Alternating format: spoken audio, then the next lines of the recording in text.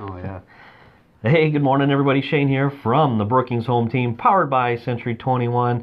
8:15 again, Monday morning, a little chilly Monday morning. Hopefully it warms up here a little bit. We had some great weather last week for a little while. But it is 8:15, meaning that it's a Monday morning mortgage tip. And this morning, this lucky guy here, Mark from Great Western, has joined us to talk about today's tip. So what do you got for us today, Mark?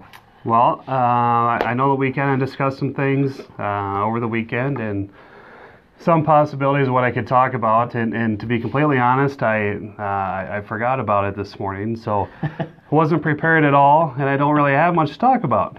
So just kidding, April Fools. April Fools. So no, Sweating here a little bit. what I did want to talk about was bridge loans and the kind of the pros and cons, I guess. So with the bridge loan,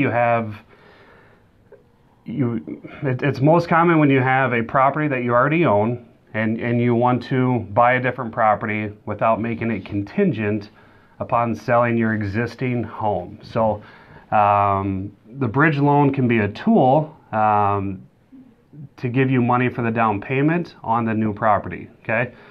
Generally, in order to qualify, though, it is a little more strict. You do have to have fairly substantial amount of equity in your current property, and then you have to be able to qualify with debt to income.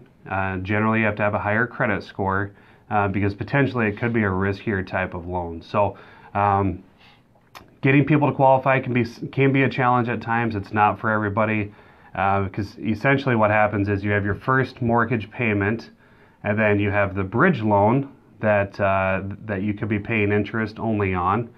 Generally, it's a 6-month loan. It can be extended if during the time you have a signed purchase agreement on your first house that you currently own.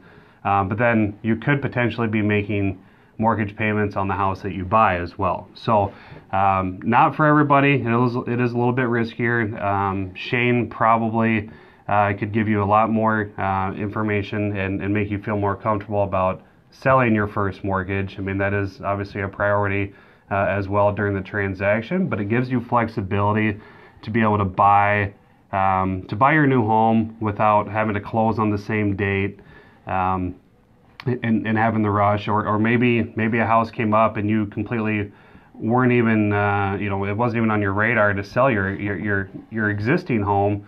But you don't want to miss out on this opportunity, or you want to make your offer even stronger by removing that contingency. So it is an option. It's not for everybody. Like I said, it's higher requirements for qualifying. But if you have any questions about it, give me a call and we can run through the scenario and your specific scenario that you have. And again, the Brookings market is for the most part, I think, moving fairly well, but it'd still be something that we consult with Shane to make sure that he's comfortable moving your existing home as well. Yeah, so. No, good information. I've had it come up a couple different times, and I thought it was a good time to talk about it as we get into spring, and you do see homes come on, and people aren't quite ready to sell theirs, but they sometimes need to make it contingent upon the buying of another one. The bridge loan is a good resource or a good option to maybe have a temporary fix for that, where we know your home will probably sell and you can get into the other home as well. It helps with offers too. It makes your offer look a little cleaner if you can make it not contingent upon the sale of your house. So and to be honest, you can get a little more negotiating power that way too if you don't have to make it contingent upon the sell your house. So good information, Mark. And yeah, like you said, there's a lot more detail to it. We just wanted to touch a little bit on the tip of the iceberg of that. So just to give you another option, something else to think about if you're thinking of selling your home and want to buy another one. Get in touch with Mark here at Great Western. As always, his information's on the top, on the bottom, on the sides, wherever your device allows you to see that. Feel free to tag and share this with anybody else you feel would be interested in this video as well. And don't forget, we're on podcast now, so follow us on our podcast with Google, Spotify. I know there's 5 or 6 different platforms we're on, so be sure to check that out too if you can't watch it here.